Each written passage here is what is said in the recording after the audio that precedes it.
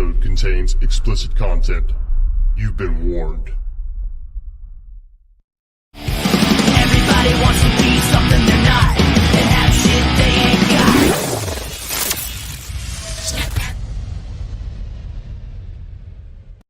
And here we are, Halloweeny. Happy Halloween. Happy Halloween, everybody. Welcome to the very first ever live edition of Brain Snacks with Jaxon and Max. And if you have a sensitive tummy, maybe you should just listen to this rather than actually watching what's going on behind me, because I'm experimenting with this groovy new green screen and I decided to fly in some creepy horror movie graphics behind me. And then Jaxon, dude, you look fantastic, man. Dude, man, thank you, man. You told me you were going to decorate a little bit, but I wasn't expecting the full makeup and the candles. Oh, yeah. Neither was I, man. You set a mood, and I'm loving it. I am here for it. Oh, So we got some all I Facebook need is people coming Lizzo. in. We need some Lizzo. I need Lizzo in here. So happy Halloween, everybody. It is officially Halloween day or night now. It's 8/17. We just wanted to again just do some brain ticklers and bring you guys some brain snacks. I don't know Possibly how many burn my apartment down, everybody. let's not burn your apartment down. I wish I had a fire extinguisher. I have one here in my shop. But we need one at your house if we're going to do this, because I'm thinking that you need to do this. I was about to say, what the fuck are you going to do with that fire extinguisher over here? You're definitely going to need the fire extinguisher. But I need you to do this every show now. Okay, I'm Dracula now. Every show. Dragula, if Yep. we're going to go Rob Zombie with it. Yeah, man. So just a little history for anybody out there. Jaxon and I are both we didn't do much research on it because I think we both knew about this, but the story behind Halloween, it actually came from an ancient Celtic celebration for bringing in the harvest. Was it Honoring the Samhain? dead. Samhain? Samhain, but if you read it like It reads English Sam version. Hain, right? Right. But yeah, I guess harvest time and honoring the dead. Mhm. I know that it's believed that apparently this is the time of the year where the veil is very thin between, I don't know if that's just human imagination or what that is, but that's what it's believed. Well, So the veil is very thin between the living and the dead. yes. Very yes. interesting to say the least. So the reason, it wasn't exactly lost to history, but the Celts and specifically the Druids, who were the ones that kind of organized the rites for Samhain, because they had a big bonfire. It was the time of the year where they brought in the harvest, and they just had a big old party. And it didn't matter what station you were, where you were at, where your station was in the community. Everybody participated, everybody shared and celebrated. Right. But the Celts and the Druids in particular, Julius Caesar damn near wiped him off the map. Interesting. I didn't know that. Mm-hmm. So the reason that Celtic culture survived, but it didn't maintain survival in its purest form, because the Druidic rites and practices and the Celtic rites and practices, they were very much word of mouth. They didn't write down much. Yeah. So a lot of it got lost to history because Julius Caesar went ahead and just put the kibosh on it. Well, how So about that? Fuck. Mm-hmm. So this Crazy. is a pagan holiday that was later co-opted by Christianity. And tomorrow, November 1st, is officially, was it All Saints Day? Yeah, or Mariah Carey's International Day. It's Mariah Carey's International Day. The start of Christmas. I can already hear those bells. Oh man, For all I want for Christmas is you. I worked at Journeys, and let me tell you, I loved Halloween because we actually they had you have a DVD that has like 30 songs on it, 30 music videos plus some little, Journeys animations on it. But Uh-huh. every year we had the Halloween DVD came, and we had the Thriller music video, the entire Thriller music video, like all like 7.5 minutes of it. Nice. And I mean, that was the only time I was just like, okay, I'm going to play the entirety of the DVD. And then, Yeah. like, as soon as Christmas hit, the same thing. It was like all the Christmas music came on. And that was when I would bypass the audio from the DVD and just let the video play. And I would Because go that ahead and shit change. gets old. Yeah. Oh, Dude. dude. The season's way too long. Oh, absolutely. Absolutely. So, yeah. So, pagan holiday co-opted by Christians in the Catholic Church. Well, not the Christians, but Catholic Church in general. And yeah, so welcome to our very first ever live pagan show celebrating Samhain. Hold on. I'm gonna throw up a gang sign for everybody. My pentagram. Penty for your thoughts. My pentagram down here in Alabama. Mm-hmm. Mm-hmm. So we hope that you guys are having a wonderful day and had a wonderful day. And if you have kids, we hope that you're watching this later and enjoying it. Thank you guys for stopping and taking some time out of your day to hang out with us for a brief period of time to talk about Halloween. Oh yeah. So what is your favorite horror movie / scary movie? It's a tricky one.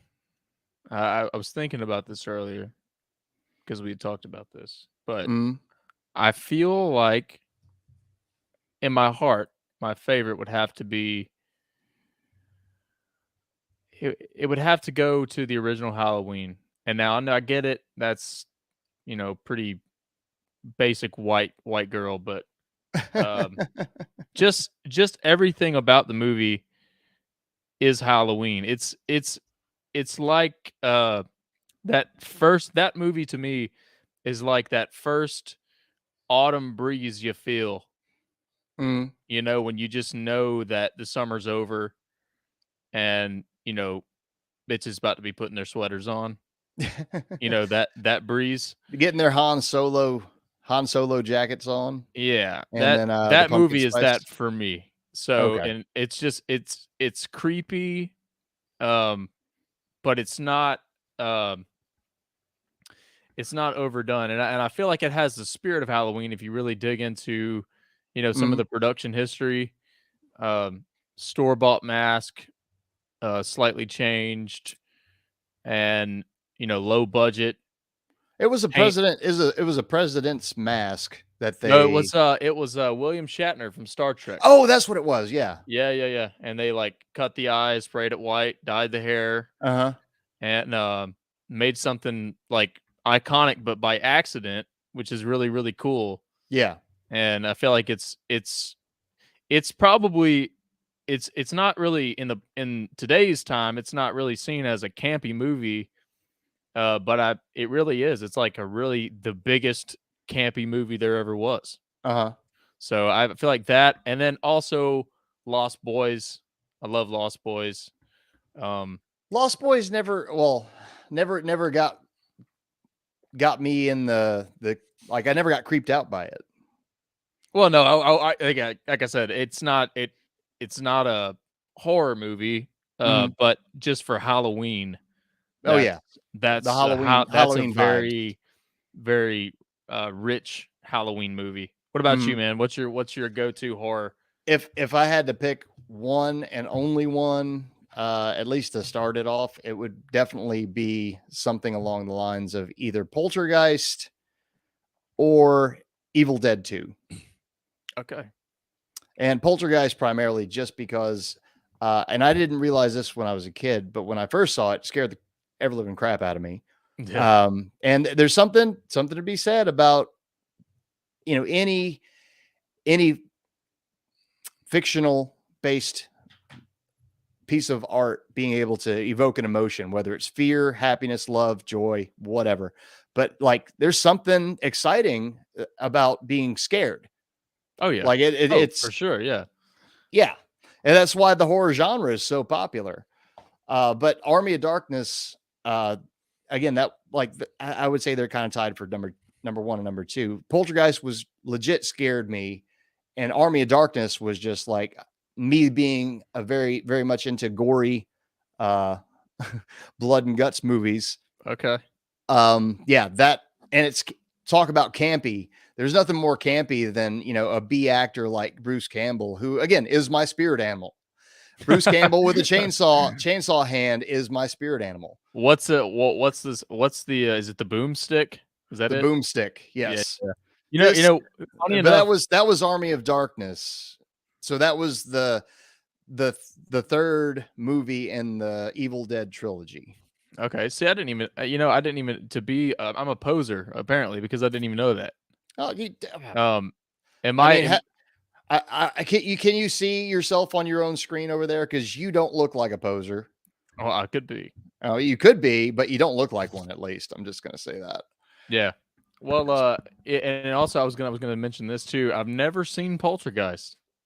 Oh, dude, Never seen it. okay. I've seen the iconic image of the girl in front of the TV. I've seen the puppet clown, and I feel like I've seen bits and pieces when I was really, really, really young, probably too young. Probably too young. That's probably why we're here right now. I mean, there's some people. Yeah. Well, Again, take a look at your own screen so you can see yourself. Yeah, right. There are logical steps to how you got to this. Yeah, but yeah, I've never seen it, so I'll have to add that to my list. Mm-hmm. Again, it's a great movie, and it was based on a true story. The Warrens, was it Lorraine and I forget the guy's name, but they've been doing all the Conjurings. Yeah. That's yeah. But the Warrens were like paranormal investigators before it was like super like mainstream and really monetized. So like they went through, I think, the late 60s through the 70s and 80s, and then the husband of the Warrens, I know Lorraine was the psychic medium, and she was a sensitive and all that, but they actually are their story and an investigation they did was the basis for Poltergeist. Okay, that's So cool. That's awesome. I didn't even know that. So based on a true, supposedly true events. Now I did a tiny bit of research on that just because I was interested in Poltergeist, and there are a lot of people that claim that the Warrens, they debunked all the Warrens evidence and everything. But hey, look, there's some creepy stuff out there that can't be explained, whether it's something that we make up or make into something scarier than it actually is. Yeah. There are some things that defy explanation. What was that? There's a Mark Twain quote. I just heard it the other day, and it really, really got me. It's something about I've been through a lot of terrible experiences in my life, and some of them actually happened. Yeah, and that's like, that to me is like the heart of this time of year and Halloween. It's like, where do you draw the line? As far as our nervous systems, don't really know the difference between an imagined experience and a real lived experience. Mm-hmm. And that's how you can create, like you said, emotions and other attachments just by, some fake blood and, some acting. I mean, it's like, we get into this stuff and we do it. It's something we do. It comes from somewhere. It's not like, it's like, obviously it exists, and why it exists is like an extremely huge mystery, but it exists somewhere, whether it's within us or not. Mm-hmm. So it's Ed and Lorraine Warren, demonologists and some other shit. Thank you, Morgan, for commenting on that, because I'm seeing this. I'm just seeing these comments scrolling through. If you guys would like and share, if you haven't already, subscribe to the podcast. If you don't, that's fine. I'll keep sharing it and you'll see it randomly anyway. In addition to this Halloween movie talk, what are your thoughts and personal feelings? And you guys can comment as well. What are your thoughts on spirits, ghosts? Do you think that's a reality, or is it us projecting our feelings and our mourning onto the situation? Yeah. Or Well, are we manifesting things in our mind, or are we capable of manifesting things in real life, or yeah, what we perceive to be real? right. What do you think? I feel like at my core, I don't believe that we are bodies. I think that we exist, we have bodies, Mhm. and we shed them. And I don't know, like I don't think I know really anything Yeah. about, that kind of stuff, big stuff. Mhm. But I was gonna share too, I've had a it wasn't around this time of year, but I have had a personal experience. Again, not sure. I sound like you now because I'm saying fucking again. And again, signs everybody I've been hanging out with Max too much. Well, Max is gonna start saying like and a lot here soon. I'll take my But type A personality and explain to you why you shouldn't do that. we need to do an episode on this type A because this is really getting crazy. But when I was probably 8 years old, I was at my grandmother's apartment and I had this experience. I was in the shower and I was washing my hair and it was like one of those one-way curtains where if you're in the shower it's black and you can see out, but if Mhm. you're outside you can't see the person in the shower. Yeah. And so I'm looking, I don't know why, but I glanced to the left and the bathroom was right in my view and I could see down the hall a little bit. It was a little Mhm. short hall. And there was a clothes hanger hanging on the doorknob on my side. And I saw a shadow figure, like a short shadowy figure. And almost Like child sized, yeah, or about like child little size. It mini actually demon sized? well, I mean, whatever. I mean, child size, but it Mhm. was it was kind of it was nondescript a little bit, but and I know some people will say I'm making this shit up, and that's fine. It's my experience, but you can ask. I've been telling the story since I was that age, Yeah. and I saw a shadowy figure approach the door and hit the hanger on the door whenever we made eye contact. Did So the hanger moved? the hanger moved, Ooh, that's a and little creepy. and I mean to the point where it shot down, through my entire body. Like, oh my god, what in the fuck is that? Mhm. Like, open the shower curtain, the hanger is still moving, Yeah. and the shadowy figure runs off into my grandmother's bedroom. I wouldn't go. I had no clothes on and walked straight out of the house, out of the apartment, into everyone else's parking lot. Like, it got to me to that level. I didn't visit her for a long time, Mhm. and she lied to me or something and said she had somebody come over and do something to get me back over there. But like that right there is something for me that kind of showed me, I guess, between the non-physical and physical interacting, and I'll never forget that. So nothing since then, you Mhm. know, but yeah, I do loosely believe in it. I feel like I can't really say no Yeah. after that. Um, but yeah. I've I I'm a believer, but I can't recall having any particular scenarios where I was just like, yeah, that's completely unexplained. Now I've got like the sixth sense thing where the hair on the back of your neck stands up and I feel like somebody's watching me. I've had that a couple of times in my life. Mhm. And there's nobody in the room. But really nothing serious.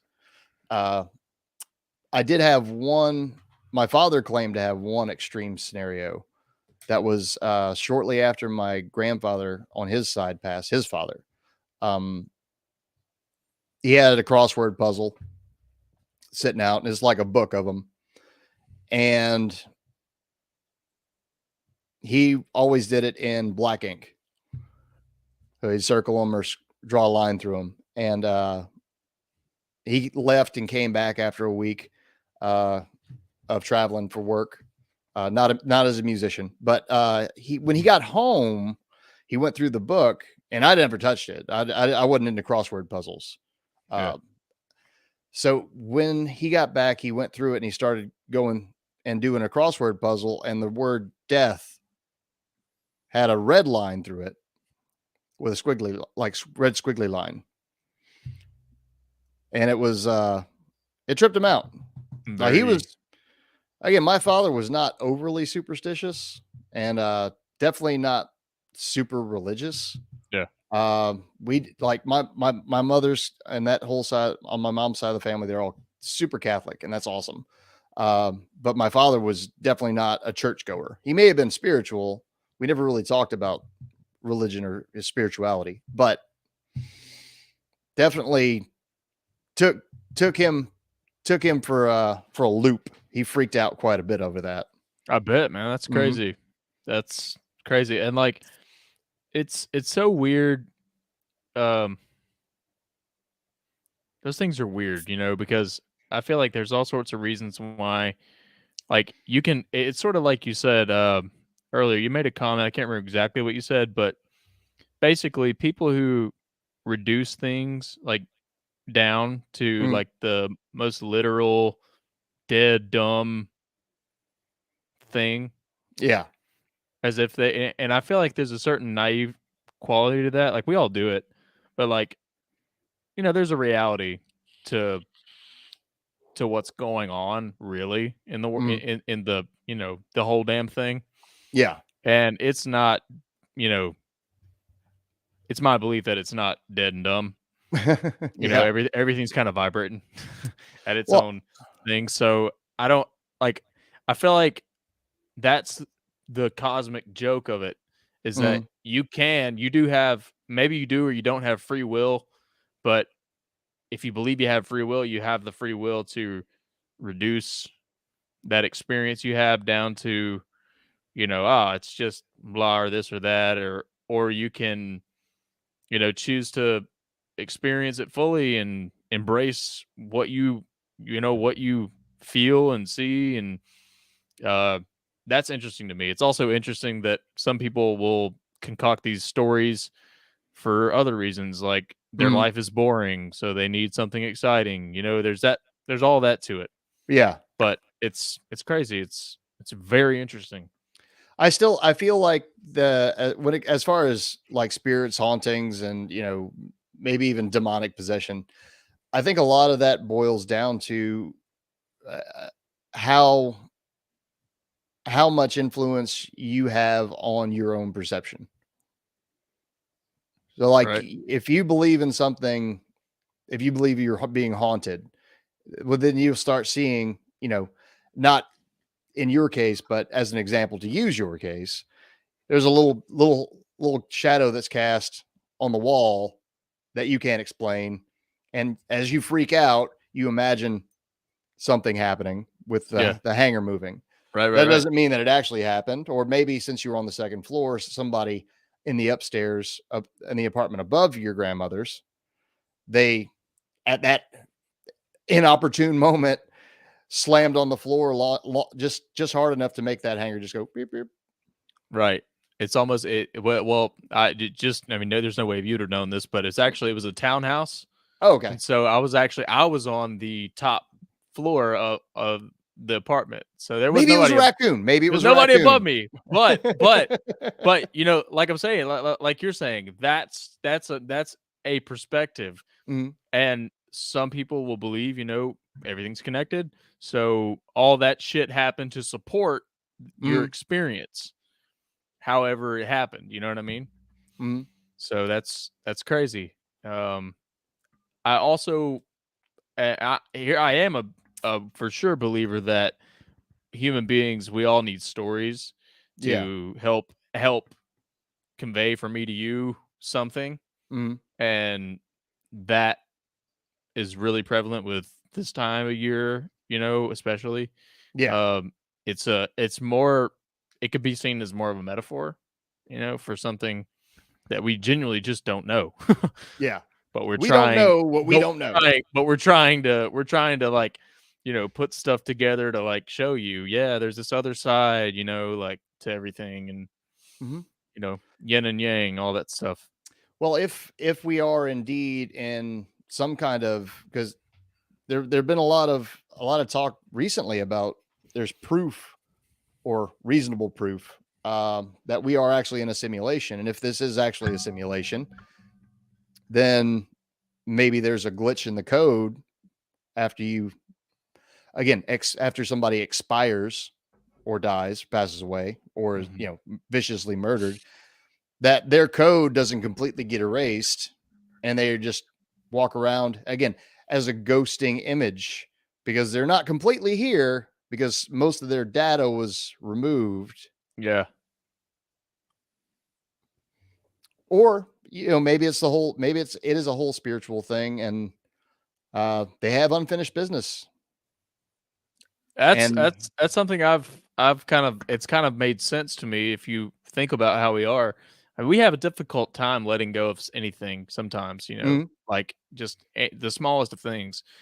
And like I could see some people, not wanting to let go of their house mhm, that they work so hard to, own, yeah, and they're still part of them is still somewhat attached to being there, mhm, and they're just it's like they're in a tunnel, like between worlds, and they just can't fucking yet they can't can't they let can't go. decide if they want to go if they want to go back, which I don't, maybe they have the option or maybe they don't, Mhm, but or if they want to, go through the wormhole and do it again or whatever. yeah, Um which is one of the reasons I always loved Rocky Horror. yeah, We went this weekend and saw the show. I haven't got to do that in years, but the time warp dance, uh it's all that's let's all do the that's kind of time been in my warp mind when I dance. think about the time warp. It's like Yeah, that is kind of spirits in a way, it's mhm, like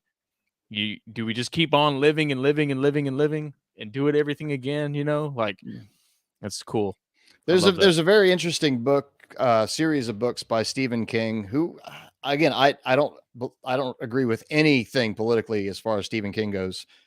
He turned into an uber liberal. Maybe he's always been an uber liberal, but he's just recently been going a little way left. Uh, but he had a great series on called the Gunslinger, and it's actually one of the first books he wrote, and it took him, I don't know, like close to 35 years to complete it. But that story, it's just I'm not going to do any spoilers, but it's very much you relive the same life over and over and over again.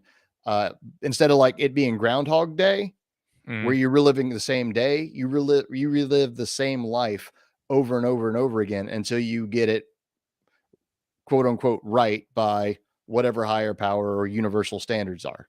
Yeah, yeah. Yeah, and that makes a lot of sense. It kind of checks out for me.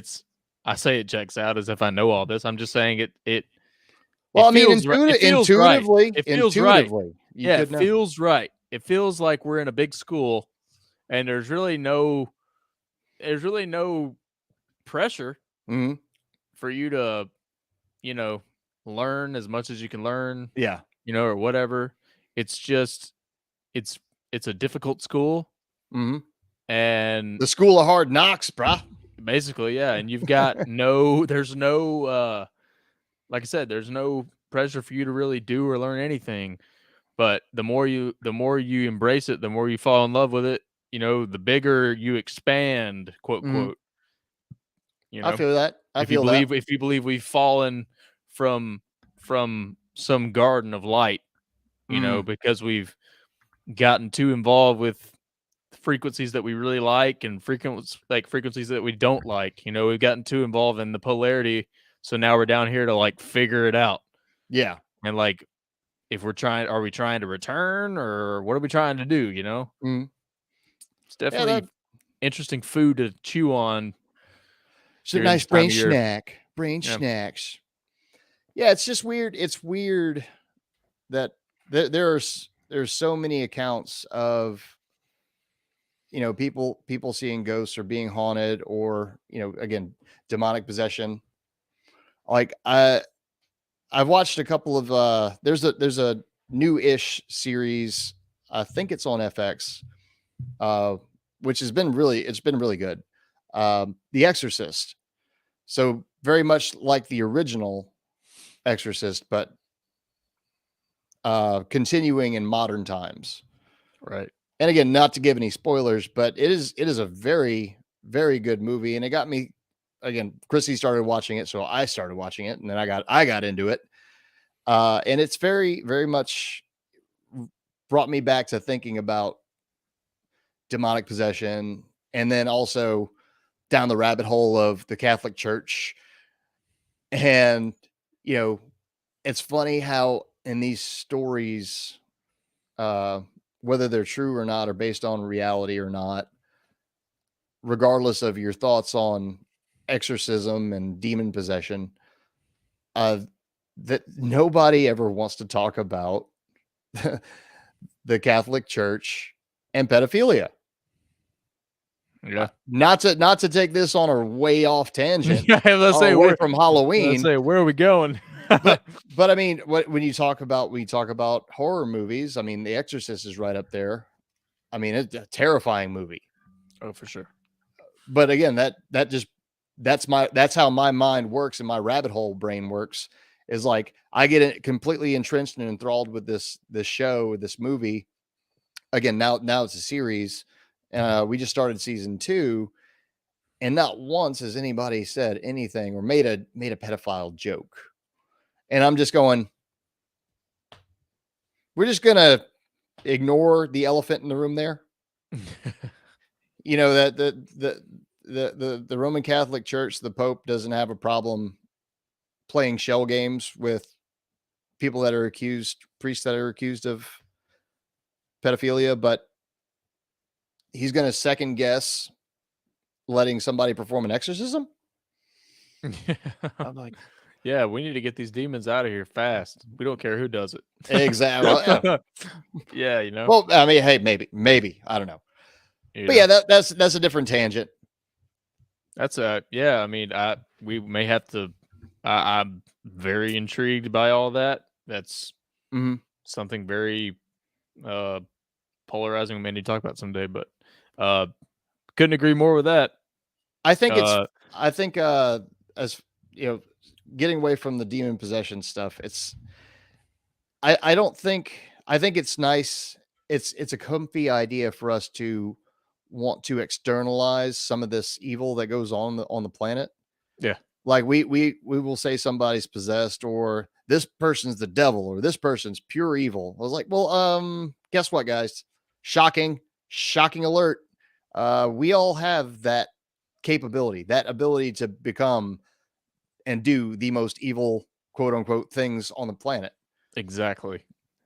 Everybody has that. And it's pretty much mainly society that keeps us from acting on those terrible instincts, and how you were raised. You weren't raised right. If you weren't raised right, you'll make some mistakes and you do some stupid stuff.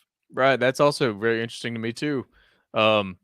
It's, is that the reason that we don't behave badly, or is our natural state to be in peace and be in love and be in love with everything? I think we talked about it in a previous episode. Just the basic duality of human nature is that you can't have it good all the time, because then you won't appreciate it. Then you won't it's just like it becomes the norm and it becomes boring. Yeah. So in order to appreciate the goodness, heaven. Yes. That's what I'm saying. That's what people describe as heaven, and they describe it like some people who have had deep experiences claim to know what that even is. Like that is, yeah, it's real. It's a frequency, and you get everything you want all the time.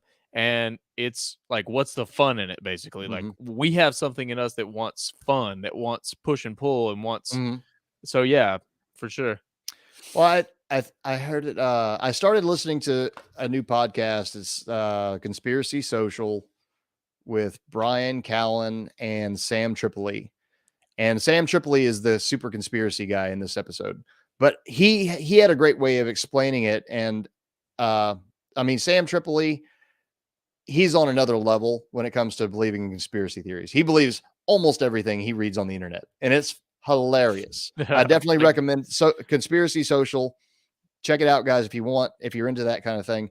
But Sam, the only real coherent point that I've heard him make in any of the episodes that I've listened to is he made something that resonated with me. The statement he made was that where we're at now, this quote unquote plane of existence, is the lowest level of heaven and the highest level of hell. Yeah.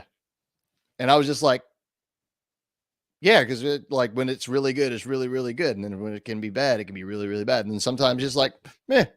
It's like we're teetering that. It's like we're teetering this line, you know, like, yeah, we are like, and that also goes to show, like, if we don't do anything to lift ourselves, like we don't eat right, we don't work out, we don't, you know, try to keep our minds in check, like we fall down low. Oh yeah. And that's just what happens. Like, you don't have to do anything about that. That's just going to happen to you. Yeah. It's like, if you start thinking about all these things you want that are way beyond your means, and you get real down, and, you know, you're just sitting around being lethargic, like, you're going to go to hell. Yeah. Yeah. You know That's, what I mean? that's no good, man. Like, you're going to hell. And I think that's hell. There it is. It's like we live really close to hell. Yeah. And like, but the more you do well, and the more, and I don't mean well as in my standard of well, I'm just saying we all know what that means. We all want to feel good. We all want to, you know, the more you do that, you know, the closer you get. But I really feel like you have to be willing to, you know, die. And that's where that's where we, like, that's our edge for a lot of us. Is the edge is like, we don't want to die, like whatever version of us, we don't want to let it die. We can't just, that's why I said we have such a hard time letting go of all that. Because we're so attached, like we're pulling stuff around us to make ourselves feel okay all the time, you know?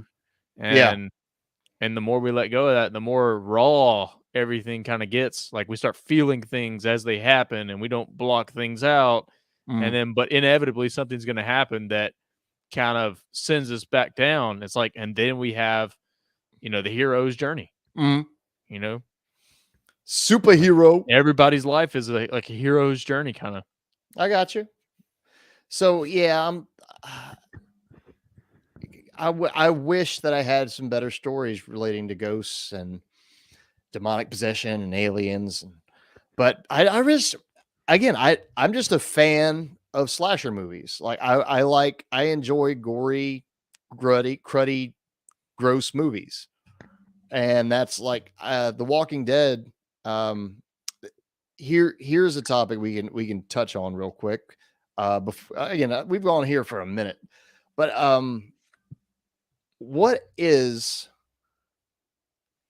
the vast majority of people in the country? What is our obsession with murder, true crime, horror movies, like depictions of death, but not just death, like violent ends?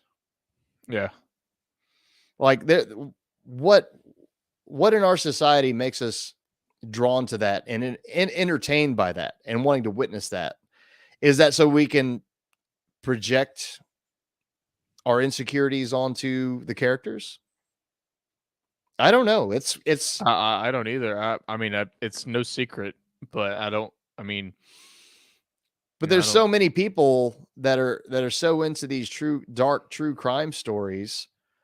And you're talking about like these stories, like podcasts or TV shows or documentaries. Again, I watch, the wife and I watch Forensic Files on HLN, specifically whenever we're on the road, because that's typically one of the only channels that is guaranteed to be everywhere.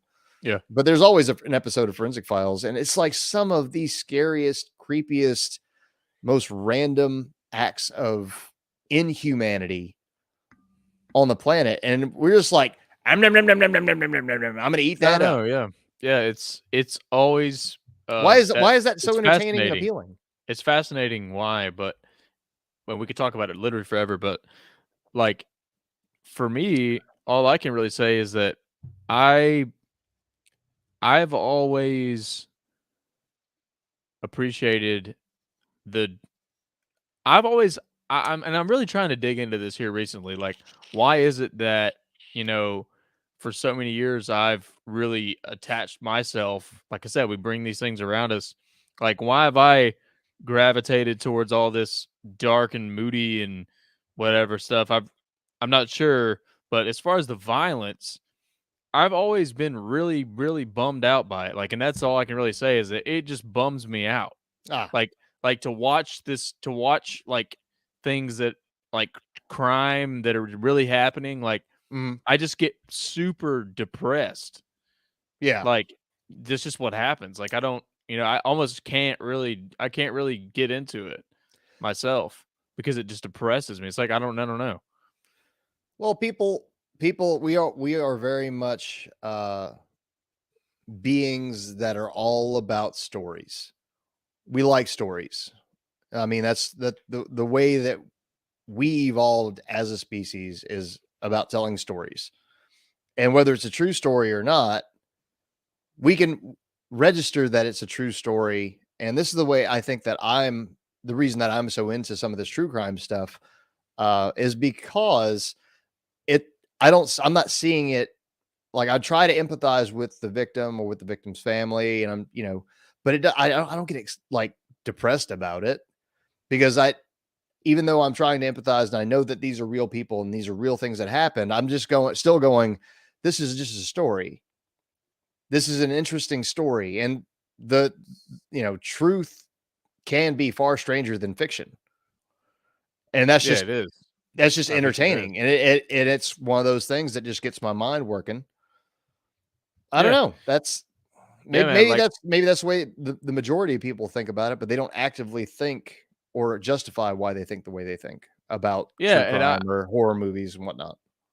Yeah, and it makes total sense to me. I don't even know if it's really that it goes so deep as to say like I have empathy. I don't know if it might be more selfish. It might just be like a personal like, oh no, I don't want to think like that because, I don't want that to happen to me, Yeah. or I don't want to superimpose all that because a lot of Mhm. people do that. They superimpose all that shit onto like anything. So like the second somebody does something like offhand, they're like, "Oh, they're a fucking serial killer" or something like that. It's like, the second you do something that's like not what we think should be happening, Yeah. it's or the second you're in a dark parking lot at night, my first instinct is to kind of be freaked out, by Mhm. like and my brain kind of goes into that state where you're looking for threat, Yeah. which is quite natural to be at night doing that. But like, I guess I'm saying I don't need any help in that department. I don't need all Yeah. these specifics of all this shit because I got that covered. I'm pretty fucking afraid, Like Yeah. I'm trying to work with my fear and not Well, fucking add more to it. life is scary enough without adding to it, man. Yeah, I mean, and you could say that I'm living in a, that's a state of ignorance, and I feel like there's a balance, Mhm. that like you want to see what people are really capable of, like real people, that your neighbor, Yeah. and that's true. But I feel like you said, we all have it inside of us. So can I just uh observe my own urges and shit that happens in your own head that's you know quite uh absurd Mhm. and something that I would never act out. But I mean, anger is a possession. I mean, you are kind of possessed at that moment when you're super super angry and all Mhm. those chemicals are going through your body. You feel superhuman. Some people, I think, really get into that, and some people just go that way with it. They feel powerful. They feel you know like you know they're something, but really it's kind of a powerless state, you Yeah. know at the end of the day, because it's like you're not really accomplishing a whole lot. You're just kind of fighting with the way things are, you know, and the way things are has the biggest upper hand. Oh yeah. I mean, it's going to take care of you, buddy, one way or another. I mean, you can get pissed all you want, but you know, I feel like probably I myself, I kind of live more in the suppression, you know, like, oh my God, you know, and it's kind of a bitch state to be in sometimes because you're like not allowing all that stuff to come. But I think I'm a pretty fearful person of that, of what people are really capable of. Yeah. So when it goes through my head, I get really fucking bummed out. Oh man. Don't get bummed out, buddy. No, no, I mean, Okay. it's I don't know. I don't know. It's very interesting. So your makeup right now, I'm looking at the screen. Again, it's awesome. So you didn't put your fangs in because you can't. I guess you talk to the list. You Yeah. have the fangs in. Viscount Lispula. Lispula. That's a good one. I'm thinking, do you know the backstory of Dracula? You talking about Vlad the Impaler? Vlad the Impaler. Yeah. Yes. I don't know. I'm not. I don't go deep with it, but I do know about a little bit. Okay, so like here, very, very brief history on it. Vlad the Impaler was a legit badass. I think it was 14 something, 1460 something was when he passed away or died or disappeared. But when he was running his crew, his country, he was impaling people slowly, spike, butthole, boop. Wody. And then they would set a table on top of a platform that was on top of the bodies of his conquered peoples, the people that he's not currently impaling. And he would sit at the table and he would dip his bread in the blood of the people that he beat. So as he's draining blood, there you go. But he wasn't actually actively biting people. I never Right, got that. right, yeah. I never got that mystique about it. It's probably something that's been exaggerated to just show people, you know, hey, this guy, he's a monster, you know, like, you know, reptilian, you know. Oh yeah, snake fangs, lizard yeah, person, and that's crazy too because that makes sense. You know, he's like the you know, real life kind of embodiment of the dragon. You know, the reptile, and neuroscientists say, you know, like that is the fucking little guy in us, the that lizard reptilian brain, millions of years old, that knows nothing more than to just, you know, bite and claw and scratch and just run away or fight or whatever whatever. you've got to do to survive. And ultimately, survival of the fittest means you dominate. Yeah, everyone else. So you think, you know what I mean? Like, and that's kind of the thing. Like, if we're just like, it's kind of funny, that story. If you look at it, you know, perspective is kind of everything. So when you repeated that and said that to me, I'm thinking, you know, sitting there with a bunch of bodies, a bunch of rotting bodies, you know, dipping your bread in the blood, pretending you've conquered them because you ended their time prematurely. Meanwhile, that guy's in the wormhole about to do this shit all over again. It's like you're just sitting there with a bunch of dead bodies, you dumbass. Like that is interesting to me. Oh, party over here. Because for him, he conquered, but for the reality of everything, maybe he didn't. Maybe it was just like, wow, damn, that was crazy. Like I just died, you know, like, wow, I'm going into this light. What's gonna happen? And then boom, you're born again. Yeah. Like literally, like into a new one. Maybe it happens in seconds. Like I like the thought of you just get infinite resets on the same life, and you just have to keep doing it until you get it right. Yeah, that's a fun thought. And only you know. I mean, that kind of thought experiment for me, what it does for me in this reality is it really relaxes me. Like, it brings me into like almost somewhat of if it's powerful enough to really get clear and just kind of like, okay, everybody just chill out. You know what I mean? You got eternity, basically. I mean, you don't even know how long you have. It's time is whatever. It's like, just chill out, dude. Stop freaking out about all these little nitpicky things, like you're not gonna you can fight all you want. It isn't gonna do that much, Mhm. So just pace yourself, buddy. I think of like an old guy telling me, like your granddad or something, just being like, hey, just chill out. It's gonna be fine. Right. All right. Well, with that, this was again, we didn't really plan this out. So hopefully it came across with the messages and stuff we wanted to talk about in a way that was coherent. And maybe different than your other Halloween experiences this year. Halloweenies. I've got But we I've got a fentanyl laced blow pop here. I'm gonna eat on camera. So Oh, I'm waiting to see if he foams at the mouth. You're in Tuscaloosa, so I'd have to call the paramedics just in case.